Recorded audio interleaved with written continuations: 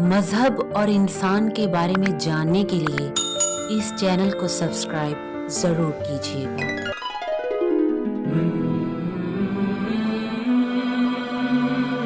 انسان بھلائی کی دعا کرتے ہوئے کبھی نہیں تھکتا، اور جب کوئی تکلیف اسے چھو بھی لیتی ہے تو بالکل مایوس اور بیاس ہو جاتا ہے۔ جب اللہ انسان کو نعمت دیتا ہے تو وہ اللہ سے الگ ہو جاتا ہے، اور جب برائی پہنچ جاتی ہے تو خوب لمبی چوڑی دعائیں کرنے لگتا ہے۔ جو انسان آخرت کی کھیتی چاہتا ہے تو اللہ اس کے لیے اس میں اضافہ کر دیتا ہے، اور جو دنیا کی کھیتی کا طلبگار ہے اسے اسی میں سے عطا کر دیا جاتا ہے، پھر آخرت میں اس کا کوئی حصہ نہیں۔ تبلیغ رسالت کا اجر یہ ہے کہ رسول اللہ کی آل و اولاد سے محبت کی جائے، اور جو شخص بھی کوئی نیکی کرے گا اللہ اس کی نیکی میں اضافہ کر دے گا۔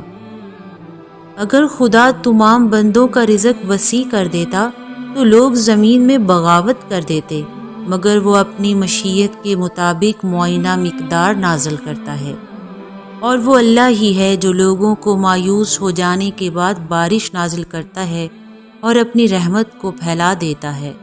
تم تک جو مصیبت بھی پہنچتی ہے وہ تمہارے ہاتھوں کی کمائی ہے، اور اللہ بہت سی باتوں کو معاف بھی کر دیتا ہے۔ ایمان والوں کو بڑے بڑے گناہوں اور فاحش باتوں سے پرہیز کرنا چاہیے، اور جب غصہ آ جائے تو معاف کر دینا چاہیے، اور آپس کے معاملات میں مشورہ کرنا چاہیے۔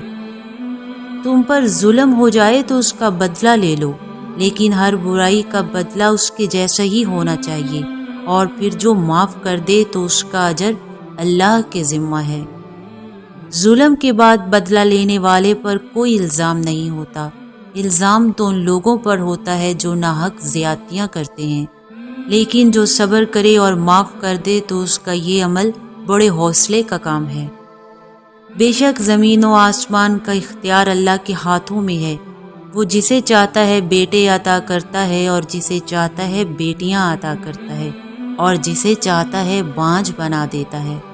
جب کسی سواری پر سوار ہو جاؤ تو یہ کہو کہ اللہ پاک و بے نیاز ہے جس نے اس سواری کو ہمارے لیے مسخر کر دیا۔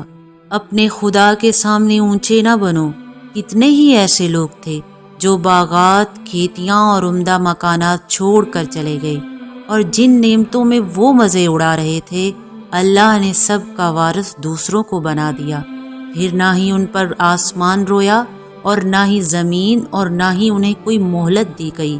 تو ڈرو اس دن سے جس دن کسی کی مدد نہیں ہوگی اور نہ ہی کوئی کسی کے کام آئے گا سوائے اس کے جس پر اللہ رحم کرے۔ کیا برے کام کرنے والوں نے یہ خیال کر لیا ہے کہ اللہ انہیں اور نیک عمل کرنے والوں کو ایک جیسی موت اور زندگی دے گا؟ جس شخص نے اپنی خواہش کو ہی اپنا خدا بنا لیا تو خدا اس کی حالت دیکھ کر اسے گمراہی میں چھوڑ دیتا ہے۔